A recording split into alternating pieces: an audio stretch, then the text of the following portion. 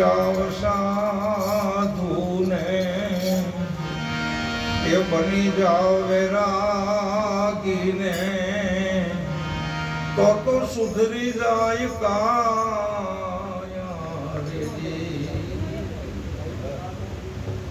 પછી કળિયુગમાં તમારે ઉકેલ કરવાનો છે.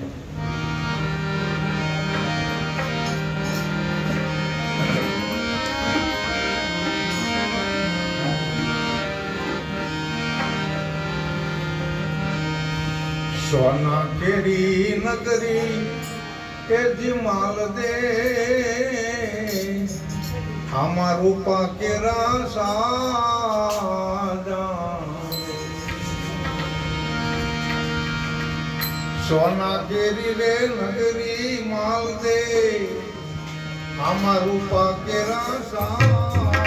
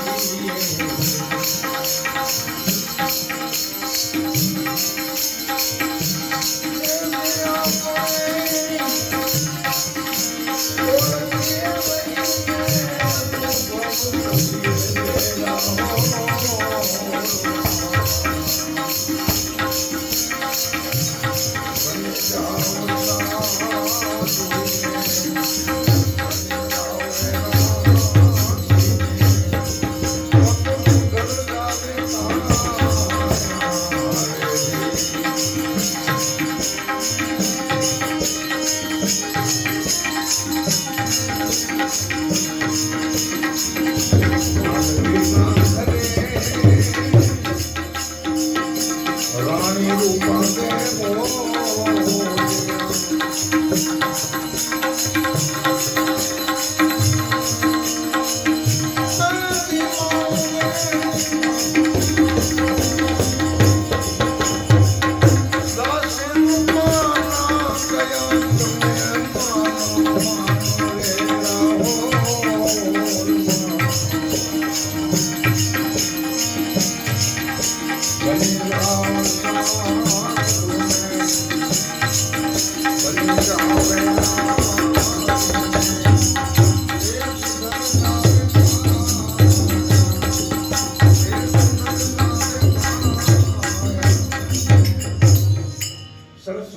રૂપાદેવ મહાદેવને સમજાવે છે કે હે મહાદેવ, આ આયો અવસરીયો જો યાળે જાય ને તો મનખાદેવનો અવતાર મળ્યો, શું કામ મળ્યો?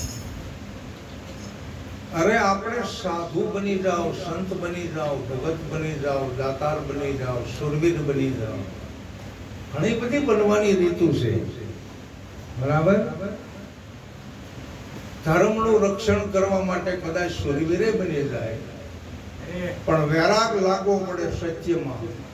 ઢીંગાણું તો સત્યનું છે, પ્રણય ગાવાનું, ગુણ ગાવાનું, ખબરાવાનું, ખાવાનું, વિતવાસે વાવરવાનું, રણ ચડવાનું, મૂસે તાનું એ નામ મરદાનું કામ નથી. એ બની શકાય છે. પ્રણા પાવાનું, ગુણ ગાવાનું, ખવરાવાનું, ખાવાનું જરૂર છે. સુરવીર બનો, દાતાર બનો, સંત બનો, સાધુ બનો. માલદે અવસરીઓ એળે ગુમાવવાનો નહીં. ધર્મ, સત્ય અને ન્યાય અને નીતિમાં રહેવાનો છે.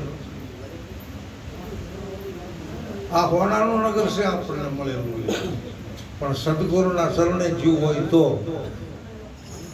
હોનાની તો કિંમત થાય 1 તોલાની, પણ આની કિંમત થાય અમૂલ્ય વસ્તુ. આ છે શરીર અને રખ્યા થઈ જશે. આ સોનાના નગરાને રૂપાના સાજા દીધેલા છે. તમે જુઓ, સોનું અને ચાંદી આમાં જ પડેલું છે. આને અકર્મ રૂપી કાંટાળી વાળ્યું હોય તો શું કામની? આને વાળ્યું એવી નથી કરવાની, આને અકર્મ નથી કરવાના. અરે ઘરે ઘોડાના પગપાળા શું કામ હાલવાનું છે?